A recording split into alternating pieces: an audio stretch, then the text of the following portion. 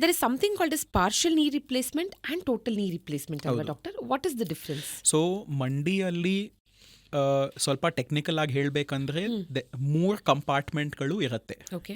So ಒಂದು ಚಿಪ್ಪಿನ ಕೆಳಗೆ ಇರುವ ಭಾಗ, ಅದಕ್ಕೆ ನಾವು ಪಟೆಲೋಫೆಮರಲ್ ಕಂಪಾರ್ಟ್ಮೆಂಟ್ ಅಂತ ಹೇಳ್ತೀವಿ.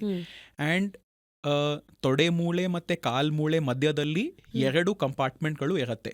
ಒಂದು ಮೀಡಿಯಲ್ ಕಂಪಾರ್ಟ್ಮೆಂಟ್ ಅಂದರೆ ಮಂಡಿದ ಇನ್ಸೈಡ್ ಹಾಫ್ ಒಳಭಾಗ, ಆ್ಯಂಡ್ ಲ್ಯಾಟರಲ್ ಕಂಪಾರ್ಟ್ಮೆಂಟ್ ಅಂದರೆ ಮಂಡಿದು ಹೊರಭಾಗ. ಸೊ ಈ 3 ಕಂಪಾರ್ಟ್ಮೆಂಟು ಕೆಲವರಿಗೆ ಇಂಡಿಪೆಂಡೆಂಟ್ ಆಗಿ ಇನ್ವಾಲ್ವ್ ಆಗಬಹುದು ಆರ್ಥರೈಟಿಸ್ ಅಲ್ಲಿ.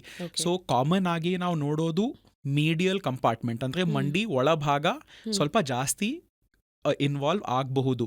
ಸೊ ಬರೀ ಅಲ್ಲೇ ಆರ್ಥರೈಟಿಸ್ ಇದ್ದರೆ ಆ ಪೇಷಂಟ್ಸಿಗೆ ಕನ್ಸರ್ವೇಟಿವ್ ಟ್ರೀಟ್ಮೆಂಟಿಂದ ಇಂಪ್ರೂವ್ ಆಗ್ತಾ ಇಲ್ಲ ಅಂದರೆ we can consider only medial compartment replacement, which is called partial knee replacement or unicondylar replacement. Partial replacement ಎಲ್ಲರಿಗೂ ಮಾಡ್ಬೋದು, ಆ ಥರ ಏನಿಲ್ಲ.